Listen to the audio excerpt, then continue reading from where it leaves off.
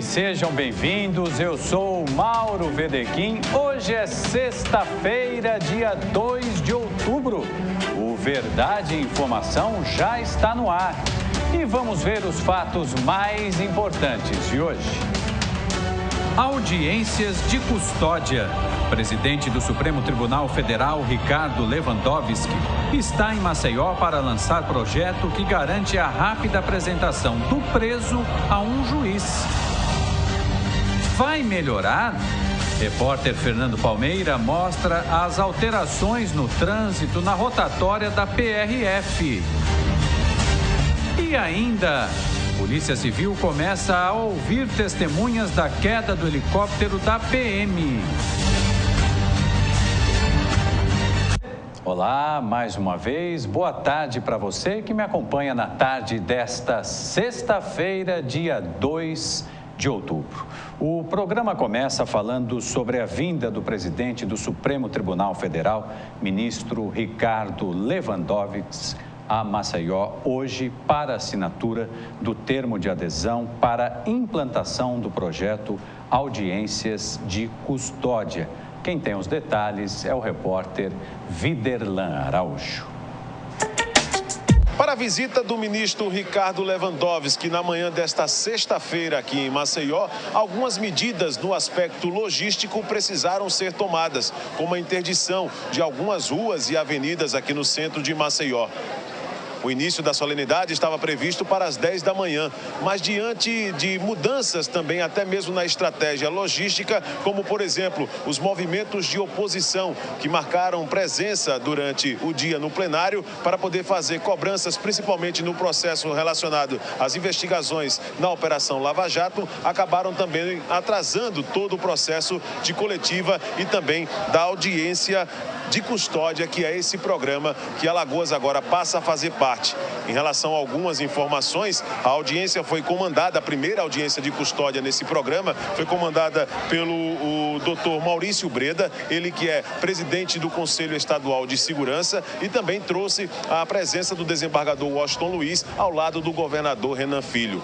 O ministro Ricardo Lewandowski logo depois falou com a imprensa e explicou quais os benefícios que Alagoas vai passar a ter a partir de agora nesse processo de audiência de custódia que estará sendo colocado em prática juntamente como em 16 estados do país.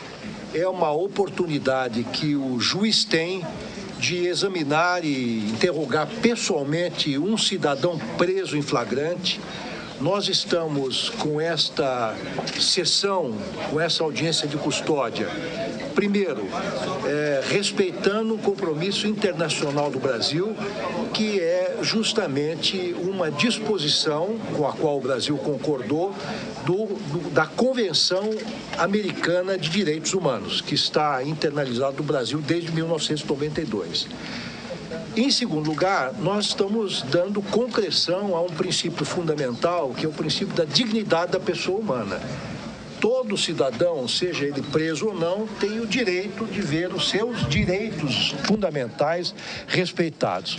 Em terceiro lugar, nós estamos propiciando uma economia grande para o Estado, porque um preso, em média, custa R$3 mil para o Estado.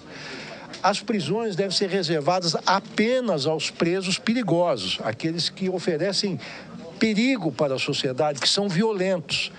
Aqueles que cometeram delitos de menor potencial ofensivo, têm residência fixa, têm uma ocupação lícita, são primários, têm bons antecedentes, eles podem perfeitamente responder o processo criminal em liberdade. Dessa maneira, não apenas nós teremos uma economia para os cofres públicos, mas também abriremos espaço para aqueles que realmente merecem ser segregados da sociedade. Aqui da sede do Tribunal Estadual de Justiça de Alagoas, com imagens de Chico Nogueira, Viderlan Araújo, para a TV Mar, canal 25 da NET. Muito obrigado ao meu querido amigo Viderlan Araújo, e para você que está ligando a TV Agora, o canal 25 da NET, que também pode ser visto pela internet no endereço gazetaweb.com. Você clica lá em TV Mar, você acompanha a nossa programação ao vivo com uma qualidade excepcional. O presidente do Supremo Tribunal Federal, ministro Ricardo Lewandowski, está em Maceió para o lançamento de um programa que, na teoria, vai fazer muito bem ao sistema prisional brasileiro.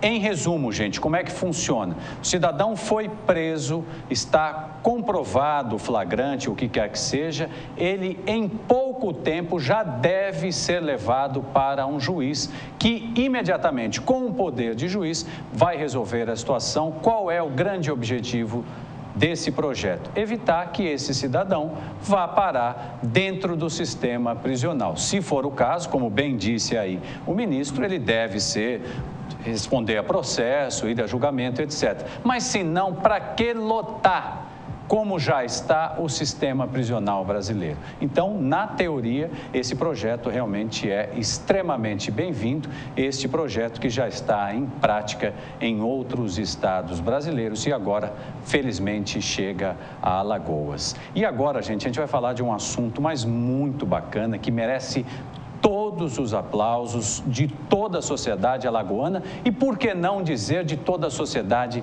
brasileira. A Universidade Estadual de Alagoas realizou semana passada a colação de grau de 80 índios que concluíram a graduação nos cursos superiores de Pedagogia, Letras, História e Ciências Biológicas. Atenção, esta é a primeira turma de índios com curso superior no Brasil. E nós recebemos aqui o professor Jairo Campos, que é reitor da UNEAL. Professor, em primeiro lugar, parabéns, porque eu li alguns depoimentos do senhor, sei que foi uma luta difícil até conseguir aí a conclusão de curso desses índios. Parabéns mais uma vez, e foi realmente uma luta difícil, mas que, vamos dizer assim, terminou bem, né, professor? Boa tarde mais uma vez. Na verdade, terminou essa etapa, né, porque a demanda de formação de professores indígenas em Alagoas é ainda muito grande, né? Em 200 anos de Estado, é a primeira ação do gênero, em quase 200 anos de Alagoas, é a primeira ação do gênero, né, desenvolvida por uma universidade pública. As escolas indígenas de Alagoas, se você observa os números, né, na plataforma do INEP, são muito ruins do ponto de vista de formação. Durante muitos anos, essa parcela da população alagoana foi excluída do acesso ao ensino superior, e por entender que a função da universidade é exatamente... A função da universidade pública é exatamente corrigir essas discrepâncias, viabilizar a democratização do acesso ao ensino superior, que a gente respondeu a esse edital do governo federal, captamos esse recurso e desenvolvemos essa ação durante 5 anos. Na sexta passada, nós integralizamos essa primeira etapa nessas modalidades ofertadas. A nossa ideia é ir a Brasília para solicitar mais recursos e um novo convênio para que a gente possa estar ofertando nos próximos 5 anos as outras licenciaturas que não foram ofertadas agora, para que daqui a mais 5 anos a gente tenha 100% dos professores indígenas de Alagoas com a sua formação superior exigida pela lei, podendo fazer concurso público, podendo efetivamente ter a sua estabilidade de trabalho e poder garantir a qualidade da educação para essa parcela tão importante para a construção da nossa história. Professor, entre os formandos há representantes de quais etnias?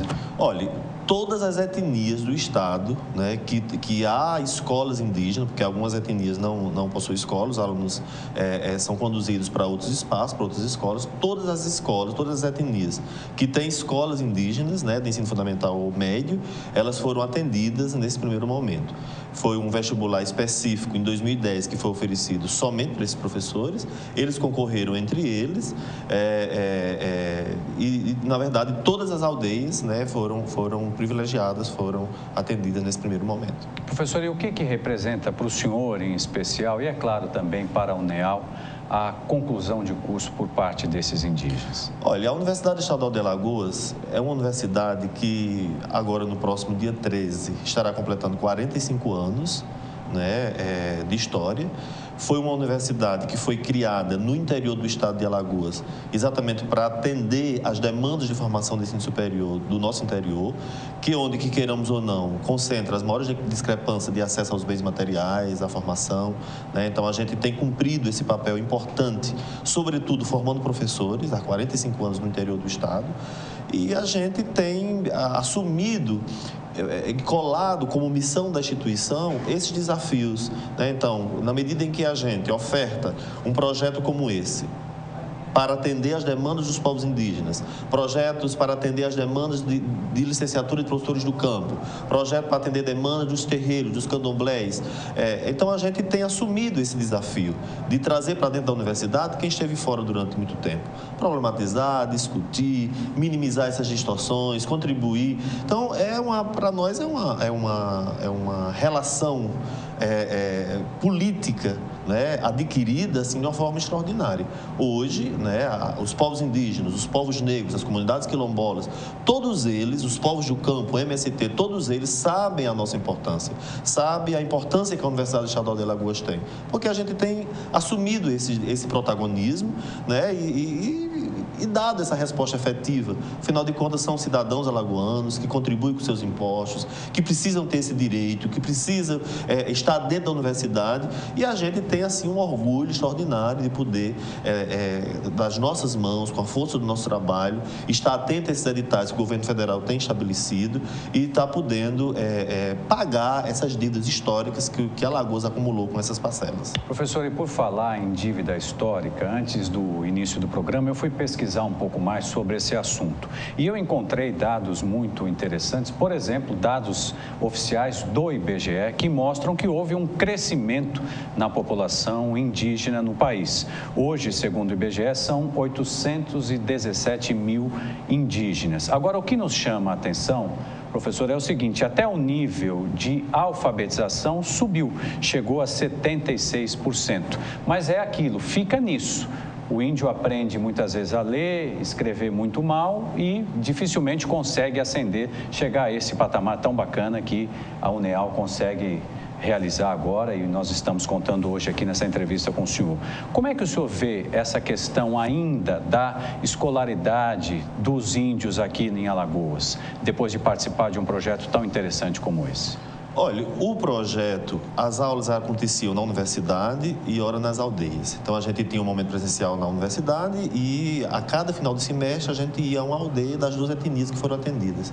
A nossa ideia era estreitar os laços. Então, nesse contato corpo a corpo, né, com as aldeias, nesse convívio, né, com os espaços, com os pajés, com os caciques, com as lideranças do movimento, a gente pôde se apropriar efetivamente e sentir na pele a problemática que essas pessoas vivem. Então, esses dados que você fala, ele reflete exatamente 200 anos de sucateamento, 200 anos de uma política pública efetiva, 200 anos em que os povos indígenas de Alagoas foram relegados à própria sorte. Então, se você pensa os dados de saúde, os dados de educação, os dados de habitação, de moradia, quer dizer, são todos dados muito problemáticos. Se você pensa a realidade dos povos indígenas no Brasil e pensa a realidade dos povos indígenas, especificamente em Alagoas, você vai ver que a nossa realidade é muito pior. Primeiro porque somos o estado mais pobre do Brasil. E os nossos índios terminam sendo vítimas, né, e sendo mais excluídos mesmo, né? E isso a gente percebe. Então, esses dados, para nós, a gente não é nenhuma novidade, né? Porque a gente já sabe que não tem como. Quando o Estado não assume uma política pública efetiva de formação, não tem como você ter bons resultados, né, de desenvolvimento humano, de escolarização, né? Então, os índices de analfabetismo são muito grandes no público adulto, nos índios adultos. Nos jovens também chega a ser preocupante, porque, de qualquer sorte, a federalização das políticas públicas educacionais tem garantido a democratização e o acesso. Agora, com que qualidade? Né? Quer dizer, pela primeira vez estamos entregando 80 professores indígenas formados. Até então, essas pessoas que já protagonizavam esse espaço de docência, as escolas já funcionavam, sem formação, em função das questões culturais, né? Os índios não aceitam que não índios exerçam a docência. E estão corretos, porque, na verdade, passa pela questão cultural, do respeito à cultura, à civilização, às etnias, os hábitos, os costumes, né? Então, esse curso, ele não foi um curso de licenciatura normal, regular, como se oferece nas outras universidades por aí. Foi um curso de formação intercultural indígena, um curso onde o ponto de partida e o ponto de chegada é a cultura do índio, a história do índio, colada naturalmente às especificidades das 12 etnias, né? Que são 12 etnias que estão aí resistindo o tempo e o espaço, né? Construindo a sua história, né? Marcando o seu território do ponto de vista dessas políticas, e na verdade foi um grande ganho, né? O sentimento de que o poder público já começa a visibilizar, já começa a perceber e já começa a impactar com ações desse tipo. O desafio é muito grande. Outras universidades públicas do Estado precisam também abraçar essa causa, porque esse edital que a UNEAL respondeu e esse edital os recursos que eu pretendo ir a Brasília para continuar ofertando as licenciaturas, as outras universidades públicas do Estado de Alagoas também podem fazer a mesma coisa, devem fazer a mesma coisa, porque... Já imaginou se a UFAL estivesse formando mais 80, se o Instituto Federal estivesse formando mais 80, se a Uncisal estivesse formando mais 80, nós teríamos aí 320 índios formados, professores licenciados, né? Quer dizer, o impacto disso seria muito maior, seria muito mais significativo. Pena que até então só a UNEAL tem assumido esse protagonismo. E a gente tem se orgulhado muito disso, né? Assim, a gente... vive num estado muito pobre. A nossa universidade é uma universidade que está no interior, onde a gente tem sentido, né, muito fortemente a problemática das pessoas, e a gente tem traçado assim, filosoficamente, como meta de gestão, como projeto de gestão, essa grande responsabilidade social com essas camadas que foram excluídas ao longo da história, né? Então, assim, não falta o que fazer, porque, na verdade, os nossos indicadores são muito ruins, né? Os desafios são muito grandes, né? Eu espero que essa política de corte dos recursos do Ministério da Educação não atrapalhe, não impeça que a gente continue oferecendo essa modalidade, porque isso, inclusive, contaminou positivamente a Universidade Estadual de Alagoas. Depois do projeto Xangô Rezado Alto, quando a gente celebrou o centenário do Quebra, em 2012, depois desse curso de licenciatura, definitivamente ela não é mais a mesma, porque todos os alunos dos cursos regulares, todos os professores, todos os técnicos administrativos, todos os servidores, os atores sociais da universidade, todos, direto ou indiretamente, foram obrigados a conviver com essas discussões. Os eventos acadêmicos, as semanas universitárias, as discussões todas, as realizações todas, as publicações de livros, quer dizer, na verdade, por trás desse grande projeto, existiram vários outros desdobramentos, né, de publicação de materiais, né? Agora mesmo a gente está na Bienal de Novembro, Internacional do Livro de Alagoas, a gente vai estar publicando o livro A Presença Indígena em Alagoas, organizado por mim, pelo professor Douglas Prato, editado pela editora da nossa universidade, né, pela EduNeal. Então, o calendário da FAPEAL foi organizado por nós esse ano, também trouxe essa temática. Então, a gente tem, conscientemente, com muita clareza, né, do nosso propósito, do que a gente pensa, do que a gente concebe sobre a democratização do ensino superior, assumido esses desafios e dado respostas efetivas. E a relação custo-benefício disso para a universidade é, assim, uma coisa extraordinária. Diga que a UNEAL é feia nas 12 etnias de Alagoas para você ver flecha circular por tudo que é lugar, né?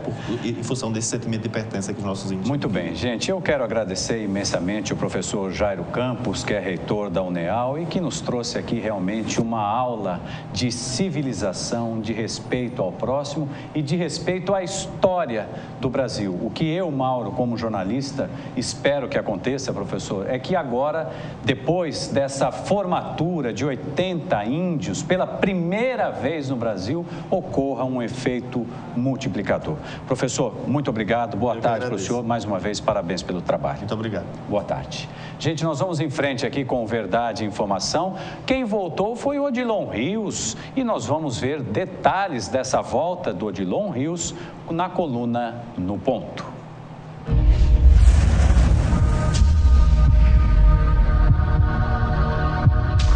A crise existe, mas os efeitos dela não são os mesmos para todos os lados. Números do governo federal divulgados esta semana mostram que as agências financeiras oficiais de fomento movimentaram em Alagoas 13 bilhões de reais de janeiro a agosto deste ano, mais da metade do programado.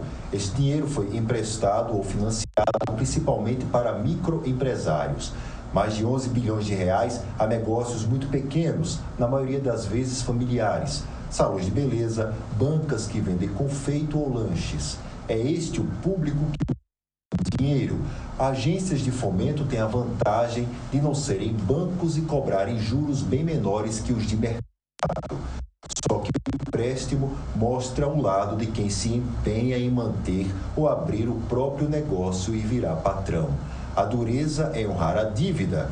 Um salão de beleza em Maceió tomou dinheiro emprestado da Desenvolve, a agência de fomento alagoana, mas terá de refinanciar a dívida e pagar juros mais altos, equivalem a uma parcela a mais, para buscar clientes e cobrir a dívida. Isso porque quem toma dinheiro emprestado quer melhorar o negócio, oferecer uma melhor estrutura para mais clientes e a crise faz o dinheiro minguar do bolso. Os números mostram que o Brasil é o micronegócio, mesmo que o momento ruim na economia aponte para os piores lados.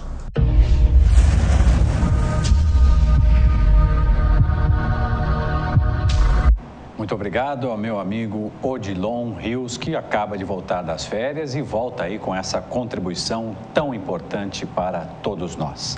Gente, agora eu vou para um rápido intervalo, não saia daí, é rapidinho mesmo. Até já.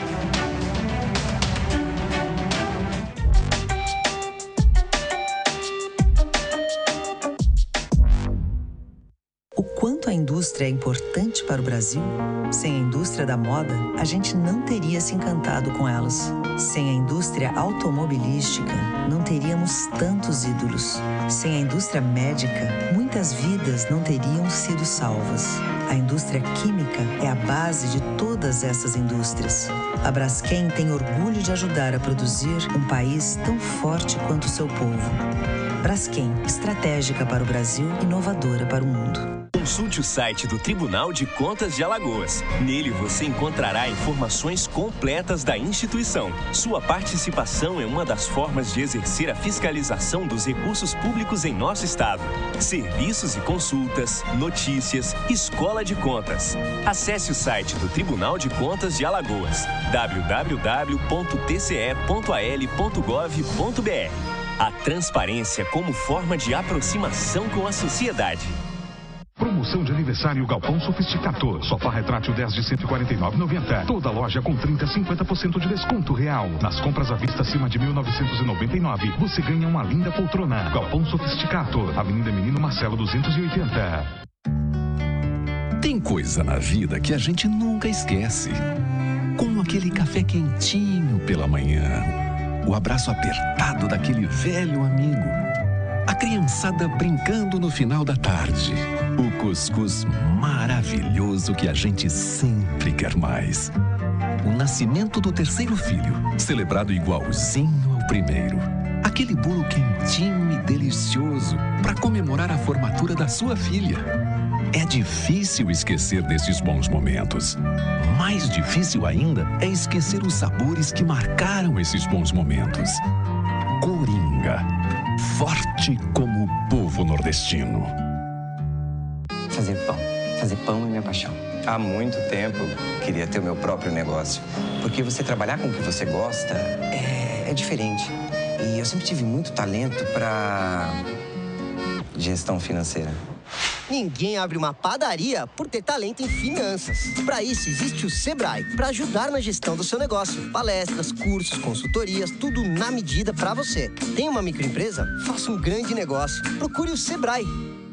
Mais de 50% vendido em apenas 2 meses. Venha descobrir por que o Riacho Doce Beach Residência conquistou tantas pessoas. Visite o decorado e conheça um empreendimento com infraestrutura incomparável, serviços exclusivos e 100% de apartamentos com vista para o mar. Riacho Doce Beach Residência. É para investir, é para morar, é para veranear. Construção e incorporação Teto e Rava.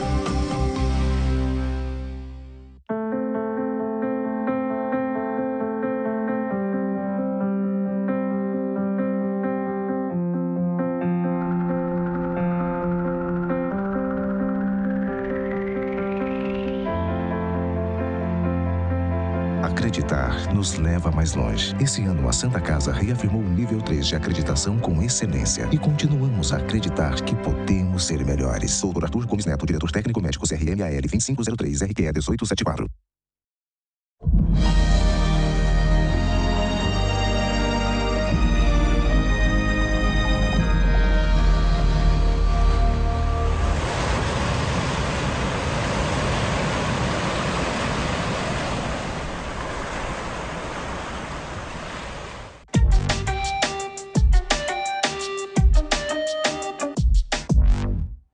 Voltamos com verdade e informação.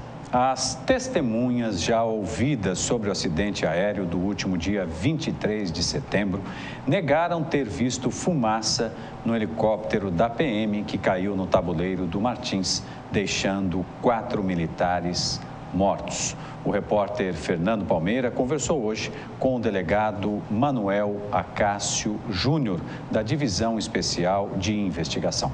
Vamos acompanhar. Há praticamente 10 dias do lamentável acidente que tirou a vida de 3 membros da Polícia Militar de Alagoas e mais um do Corpo de Bombeiros Militar, a Polícia Civil do Estado de Alagoas está nas investigações. Vamos saber do delegado Manuel Acácio Júnior, ele que é da DEIC, Divisão Especial de Investigação em Capturas, como estão as investigações, o andamento do apurado de todos esses lamentáveis fatos. É o seguinte, semana passada, no dia do acidente, a gente instaurou um inquérito policial, intimamos as pessoas, começamos a ouvir as pessoas essa semana, né? Ouvimos testemunhas oculares do acidente, moradores de próximo da região, ouvimos já pilotos do grupamento aéreo, ouvimos o chefe do grupamento aéreo, entendeu? É importante frisar aqui que em todo caso, em todo inquérito, a prova testemunhal ela é importantíssima. Porém, nesse caso específico desse acidente com a aeronave, eu dependo primordialmente do laudo pericial do pessoal do SERIPA, que é o pessoal do Serviço Regional de Investigação de Acidentes Aeronáuticos. Então, eu estou aguardando pelo menos um laudo parcial desse serviço, né? Para só então, eu espero que no final de 30 dias eu consiga concluir a investigação. As testemunhas que foram ouvidas, alguma ideia de que o aparelho já tenha vindo com chamas, descendo, perdendo altura? O que é que chegou até o delegado? Não, pelo que o apanhado que eu fiz dos depoimentos, o helicóptero não estava, né, em chamas e ele, segundo o relato de algumas testemunhas, ele estava sobrevoando a pista do aeroclube.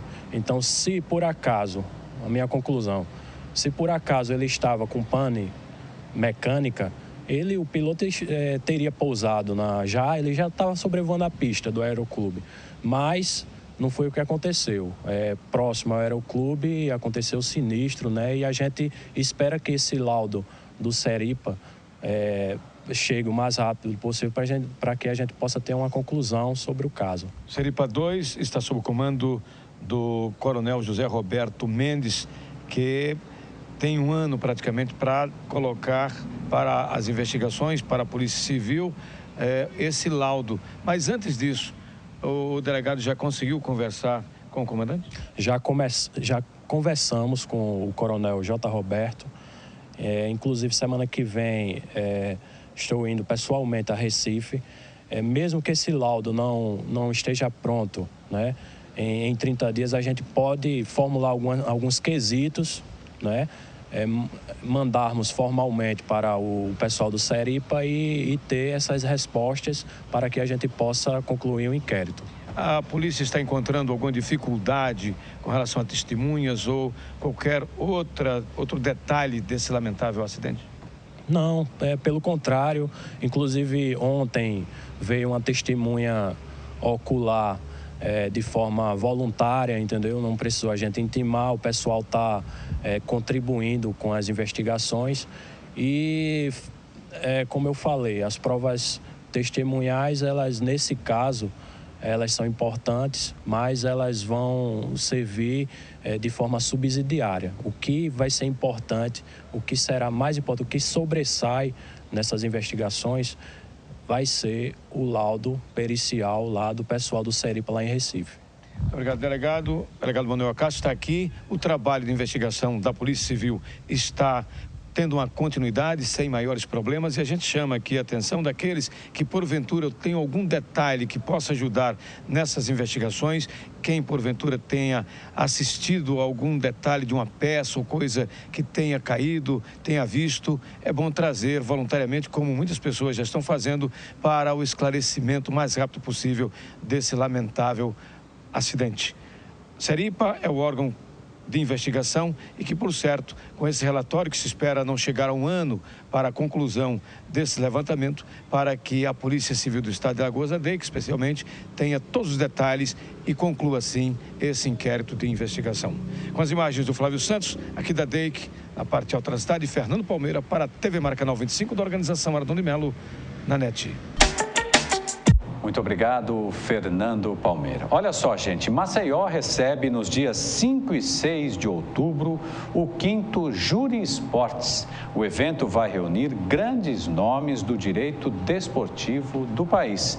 E o Viderlan Araújo, que está ao vivo, tem mais detalhes. Muito boa tarde, premiado Viderlan, aí atrás cheio de troféus. Que bonito, Viderlan, boa tarde.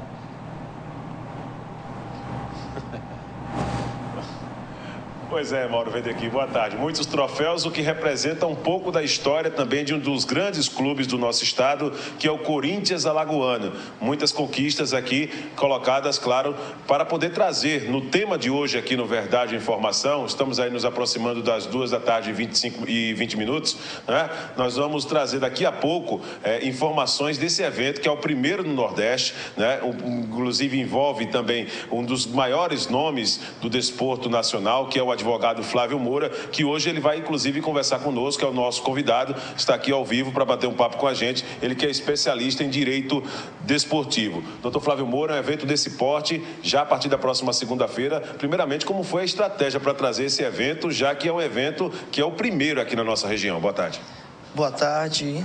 Viderlan, realmente foi uma luta conseguir um evento dessa grandiosidade, com tantos nomes, os potenciais, os exponenciais do direito esportivo vão estar aqui presentes, não só magistrados, advogados e outras autoridades do direito e da sua profissão estão aqui, e eu dei aí um pulo do gato, né? Dei um drible nessa galera para poder trazer aqui para o Nordeste, porque é um evento muito concorrido, ele iria para um outro estado do Sudeste, eu consegui atravessar o estado de Alagoas exatamente, e motivando o ministro Guilherme Augusto Caputo Bastos, que ele é o presidente da academia, o ministro TST, e dizendo, olha, Alagoas é refém e carente de eventos dessa natureza, onde a gente pode fomentar o esporte, onde a gente pode fomentar o direito desportivo, que é diferente, e não só o futebol, mas todos os outros esportes, porque o Brasil está aqui na iminência de um maior evento do mundo de esporte, que é as Olimpíadas. Nós tivemos aí resultados fantásticos nas Paralimpíadas, então esse evento é para todo desportista, todo amante do esporte e todos os profissionais envolvidos. E a presença de nomes de pessoas influentes do nosso estado, né? Representantes do CRB, do CSA, do próprio Corinthians Alagoano, nesse caso a pessoa do advogado Flávio Moura, do Rodrigo Caetano representando o Flamengo, dá também esse brilho ao evento, doutor? Muito obrigado em me citar, né? Eles realmente são o brilho do evento. Rodrigo Caetano é um the case no Brasil, por onde ele passa, ele mostra o rastro da sua gestão profissional, e eu não poderia deixar de prestigiar os clubes locais e nem prestigiar o Corinthians Alagoano, que até o tema da minha palestra eu dedico a eles, que é formação de atletas, a solução dos clubes brasileiros. Então, vai ser um debate muito interessante, muito desportivo, e para quem não é do esporte, porque ele vai falar do que é gestão. E nós vamos ter lá o dirigente Fernando Paiva e do outro lado do CSA o Rafael Tenório, exatamente para fomentar um debate. E a respeito desses temas, como há uma distribuição, não precisa também ser tão direto na coisa não, mas quais os principais temas separados que o evento vai colocar à disposição do público? A academia já tem know-how suficiente, ela está na 5ª edição só desse evento, mas anteriormente ele tinha um outro nome que já tinha também mais 5 edições, então ele já vai na 10ª edição de eventos dessa natureza. Então eles fizeram eventos tanto atuais, vou chamar a atenção para o Profut, que você já deve ter ouvido falar agora, a Lei 13.155 de agosto. Vão ter 2 palestras sobre esse tema, porque ele realmente é palpitante e atual. Uma delas do professor Álvaro Melo Filho, você já deve ter ouvido falar, um dos maiores desportistas, juristas e desportistas, né, porque é um amante do desporto. Ele vai falar exatamente Profut, avanço ou retrocesso. Só vamos saber quem lá estiver presente. Pois é, Mauro Wedequim, esse é o advogado Flávio Moura, especialista em direito desportivo, inclusive tem atuado bastante em situações de definição mesmo do futebol de Alagoas. Esse evento, o 5º Júri Esportes, que será realizado a partir da próxima segunda-feira, com esses nomes que nós já citamos, entre eles o Rodrigo Caetano, que é o gerente de futebol do Clube de Regatas Flamengo, equipe da 1ª divisão e dono da maior torcida do país, e também os representantes de CRB, de CSA. Tudo isso vai ser um dia ou 2, na verdade, já que acontece na segunda e na terça-feira, de muito esclarecimento, de muita também troca de conhecimento entre esses profissionais. Ele está à sua disposição para qualquer tipo de colocação, Mauro. Fica à vontade. Muito obrigado, Videlan. Mande aí um abraço carinhoso ao Dr. Flávio e também esse abraço vai junto aí com um voto de parabéns, porque a gente imagina a luta que ele teve para poder trazer para Alagoas um evento tão grande e tão importante como é este que começa, como você bem disse, no dia 5. Mas pergunta para ele, Videlan, primeiro o seguinte, quem pode participar efetivamente deste evento, como é que faz para participar e como é que ele enxerga daqui para frente o Brasil que vai ter o ano que vem Olimpíadas, essa questão do direito cada vez me parece mais pungente aqui no nosso país, Videlan.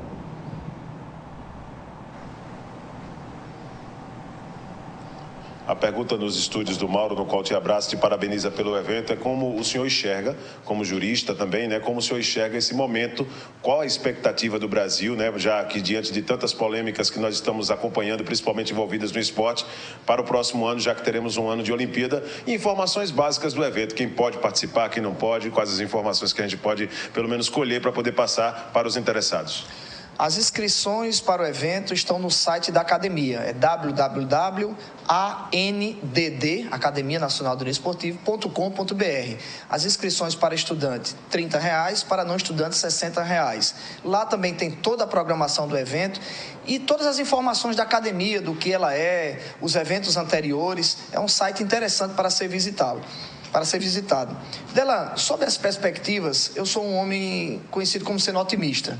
Eu acho que a gente não pode perder as esperanças. Da mesma forma que tivemos informações ruins, a gente vê uma revolução moral da sociedade, uma revolução institucional de coisas que jamais a gente tinha visto e hoje os grandes vetores do poder estão com receio de serem desmascarados. Então, para mim, isso é a grande esperança e a grande perspectiva do ano que vem, que seja melhor e que quem não deveria estar lá, que saia. E que quem deve estar, entre ou permaneça. Essa é a minha visão para tudo, não só para o esporte. Você acha que falta também, doutor, nesse aspecto todo, um pouco mais de interesse, até mesmo no conhecimento por parte da sociedade, em assuntos que nós consideramos assuntos pertinentes relacionados ao esporte?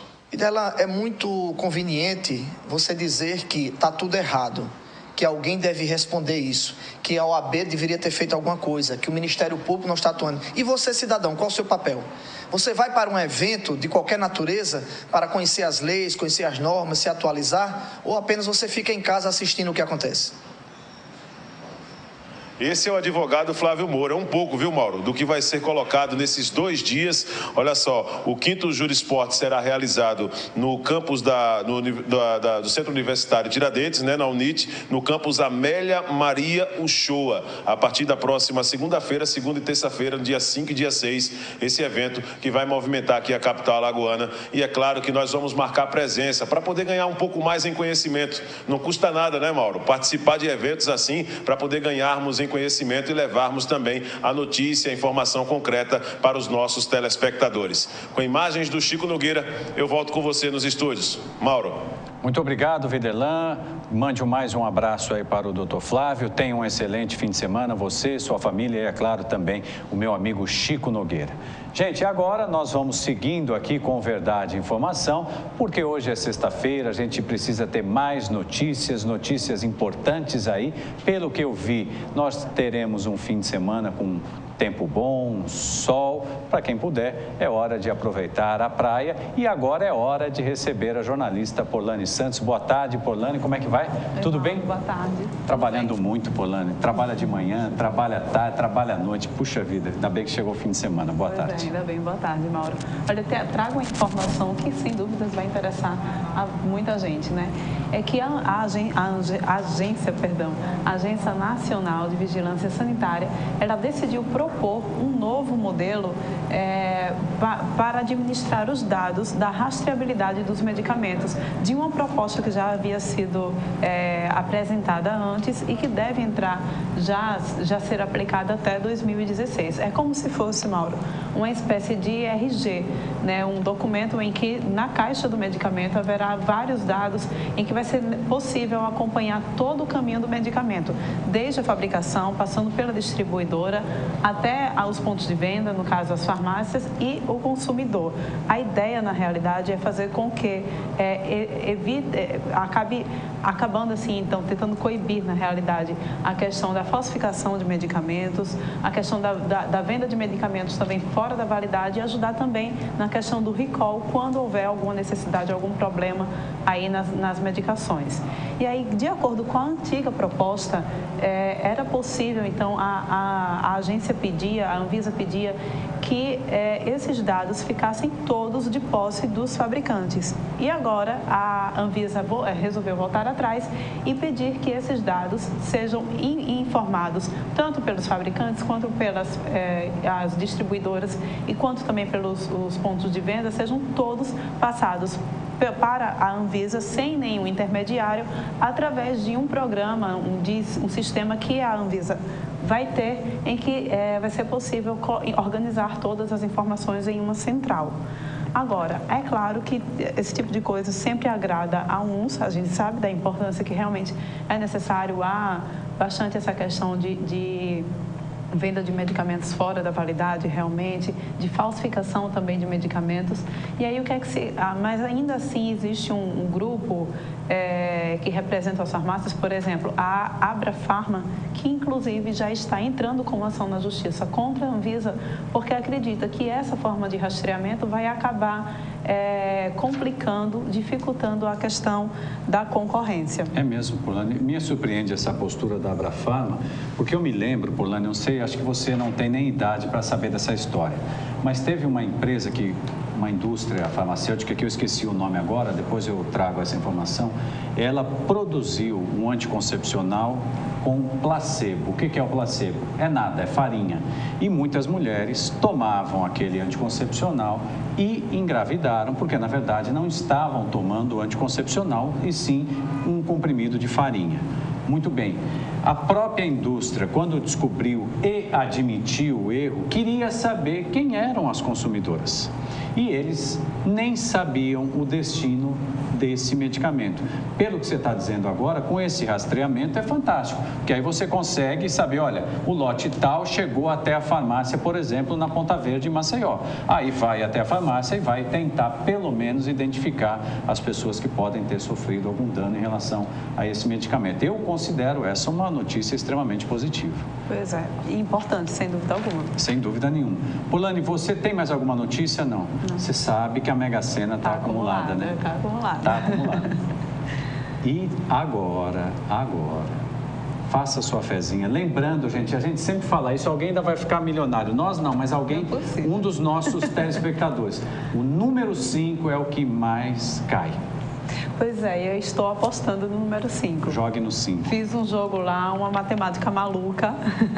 Estou apostando no número 5 também para conseguir. Vamos fazer assim? Você aposta no 5 e no 25, que é o nosso canal, né? TV Mar, canal 25. Uma boa. Já temos 2. Aí vamos pensando mais. A gente fala depois. Se você não vier na segunda-feira... Pelo menos daqui pro final do ano, com certeza a gente encontra uma fórmula correta de conseguir. Deixa eu te perguntar outra coisa, Polane. Você costuma passar ali pela aquela... As pessoas falam rotatória, rotatória da PRF? Da PRF, agora mais não. Já morei lá em cima e o trânsito lá realmente é uma loucura. É, né? Mas você sabe que haverá mudanças ali no trânsito e o repórter Fernando Palmeira foi lá e vai explicar agora pra gente, Porlando, que mudanças são essas. E é o que eu disse no início do programa. Será que vai melhorar o trânsito? Tomara. Vamos ver a reportagem. Mesmo com o anúncio da construção de um viaduto aqui na rotatória da Polícia Rodoviária Federal no Tabuleiro dos Martins, a SMTT, Superintendência Municipal de Transporte e Trânsito, está tomando providências para evitar problema de congestionamento nesse ponto que é, por demais, tormentoso do trânsito, a parte alta de Maceió. Roberto Barreiro está aqui conosco e explica mais ou menos o que pode mudar e o que é que obrigatoriamente os condutores irão ter que fazer a partir de agora. A partir de amanhã vamos fechar a rotatória no sentido de Satuba. Quem vem do Vale do Góes Monteiro e quem vem também da Menino Marcelo, com direção a Satuba ou DR, então ele vai ser obrigado a ir fazer o retorno lá perto do HU. Uma obra recente, nós fizemos aquele retorno. Isso é para evitar justamente de quem desce do aeroporto vai ficar livre a rotatória. Roberto, quem encontra aqui esse gargalo no momento da rotatória, onde o condutor exatamente se dirige ou para o centro ou para Satuba, não vai haver esse refluxo lá nesse ponto onde vocês vão querer que o motorista também faça o contorno? Sim, realmente é esperado uma retenção normal. Tem semáforos, então vai ter o tempo necessário para você realmente fazer o seu desejo. Vai realmente causar um pouco de transtorno, mas no fim a entrada de Maceió ficar livre e na hora que ele vai perder lá, ele vai ganhar tempo aqui também. Como essa mudança talvez não exija muito do raciocínio ou do comportamento do condutor, não estamos tendo aí campanha orientativa previamente para essa mudança? Não, já há mais de 15 dias a prefeitura já está, através da SECOM, anunciando essa mudança. Então, essa mudança, e no dia, amanhã, a partir de amanhã, tem os agentes, tem o pessoal orientando o novo caminho para chegar a Satuba. A partir de agora, essa tormenta que acontece por aqui, retendo o trânsito, engarrafamentos longos para quem vem do aeroporto, Rio Largo para o centro de Maceió, isso praticamente vai acabar. Realmente vai acabar. O nosso objetivo justamente é esse. Se fizer alguma equação, ao longo do tempo, que a gente vai ver o que podemos realmente melhorar, a SMTT vai tentar fazer um reestudo e melhorar. Aqui mesmo nessa área do Tabuleiro dos Martins, outras mudanças também estão previstas para a SMTT desafogar, principalmente na região da Bomba do Gonzaga. O que é que se pretende fazer de imediato? Olha, tem a intenção nós de fazer um retorno de quadra ali, evitando realmente aquele conflito que hoje existe de quem vem do Tabuleiro Novo em direção ao Tabuleiro Velho. Então aí temos realmente um projeto. Se esse projeto for adiante, vai minimizar muito aquilo ali. Sendo que realmente muito carro na rua e é difícil. A demanda aumenta, aumenta e o nosso sistema viário realmente ele é carente, né? A gente tem que estudar um pouco para poder aproveitar o que existe para poder fazer. Com o advento da Paulo Holanda, realmente foi um salto muito grande de qualidade nessa região daqui. Então, as pessoas têm a opção aí para MSI Menino Marcelo, não passando pela rotatória, e sim entrando na Paulo Holanda. Trabalho da SMTT é importante para que todos esses gargalos, quando nada, se não são resolvidos com obras estruturantes, como o viaduto que será construído aqui na rotatória da Polícia Rodoviária Federal, mas a SMTT está buscando de todas as formas com a sua engenharia equacionar ao máximo, quando nada, mitigar os problemas de engarrafamento em todas as áreas de Maceió. Também na parte baixa, com a inauguração do complemento da Avenida Eduardo Gomes, lá em Jacarecica, também já se pensa num binário para resolver problemas de engarrafamento naquele ponto da parte baixa da cidade. Aqui da rotatória da Polícia Rodoviária Federal, no Tabuleiro dos Martins, com as imagens do Flávio Santos, Fernando Palmeira para a TV Mar, Canal 25, da organização Arnoldo de Melo, na NET. Obrigado, Fernando Palmeira. Olha só, gente, hoje um dos mais tradicionais veículos de comunicação do Estado comemora 55 anos. O próprio Fernando Palmeira esteve lá nos estúdios da Rádio Gazeta para mostrar o trabalho dos profissionais que fazem a rádio líder de audiência em Alagoas ao longo desses 55 anos. Parabéns a todos da Rádio Gazeta. Vamos ver a reportagem do meu querido amigo Fernando Palmeira. E a TV Mar está aqui nos estúdios da Rádio Gazeta de Alagoas para comemorarmos juntos 55 anos de sucesso, de audiência, de liderança absoluta. Um marco indelével de Arnon de Melo, precursor da tecnologia da comunicação. A Gazeta de Alagoas, impresso, faz o seu papel ainda hoje, historicamente, mas Arnon de Melo inaugura para a organização Arnon de Melo esse equipamento fantástico, democrático. E nós também fazemos parte dessa história. Nós vamos invadir aqui a abertura do programa de maior audiência, esse programa que é do povo, o Ministério do Povo, e que tem como titular o companheiro Rogério Costa, e a gente vai atrapalhar um pouco aqui a abertura do programa. Abra o microfone para mim, que aqui os microfones. Vou atrapalhar aqui. Olha que maravilha. Bom dia, Palmeira. Bom dia, parabéns, Rogério, parabéns a todos que fazem a Rádio Gazeta, parabéns ao povo de Alagoas. Que maravilha esse legado de Arnon de Melo. Nós estamos aqui vivenciando.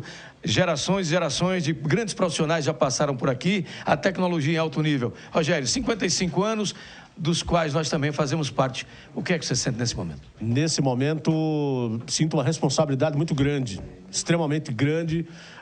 O fato de estar aqui, diante desse microfone, de estar conduzindo o Ministério do Povo, um programa que me permitam os colegas, os demais, o carro-chefe da emissora, a própria emissora denomina o Ministério do Povo como carro-chefe da empresa de radiofonia e do Rádio Alagoano.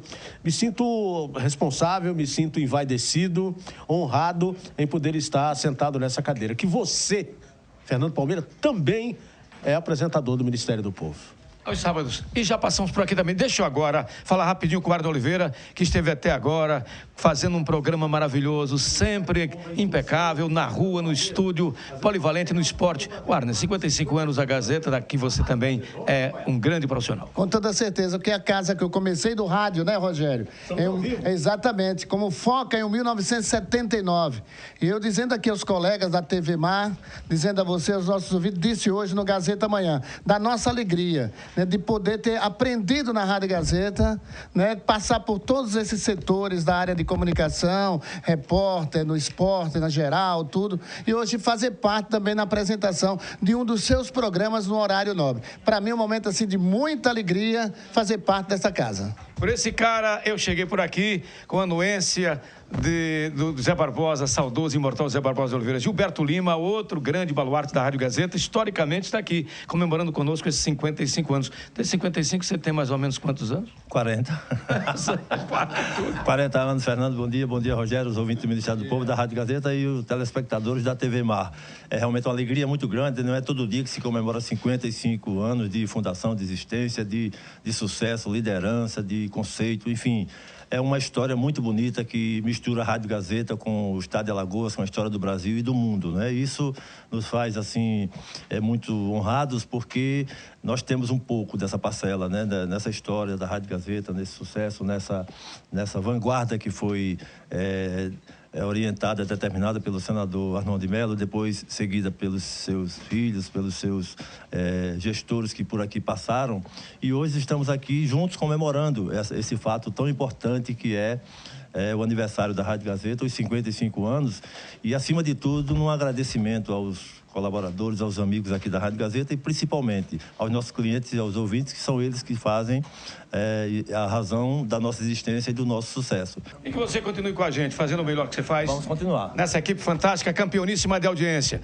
Pois é, estamos aqui na Rádio Gazeta e parabéns a todos e ao povo de Alagoas. Com as imagens do Flávio Santos, aqui dos estúdios da Rádio Gazeta de Alagoas. Fernando Palmeira para a TV Mar Canal 25, da organização Arnon de Melo, na NET. Parabéns a todos da Rádio Gazeta. Eu só vou abrir aqui um parêntese para dizer que o dia foi tão especial para o Fernando que ele passou até uma maquiagem especial para fazer essa reportagem. Realmente uma coisa muito bonita. Parabéns também ao Fernando Palmeira. Gente, o fato é, a Rádio Gazeta realmente é brilhante, desempenha um trabalho essencial para todos nós que vivemos aqui em Alagoas, prestação de serviço, utilidade pública e o dinamismo do rádio, que isso não tem tecnologia que tire. Não tem. Pode acontecer o que for, internet, WhatsApp, Skype, o que quiser, mas o dinamismo do rádio é maravilhoso e nunca vai acabar, nunca vai acabar. Para muita gente, o rádio vai acabar. Eu, sinceramente, não acredito nisso, não acredito nisso. Nós já estamos chegando pertinho do finalzinho aí do Verdade e Informação. Na sequência, Léo Palmeira, imperdível. Hoje com quem?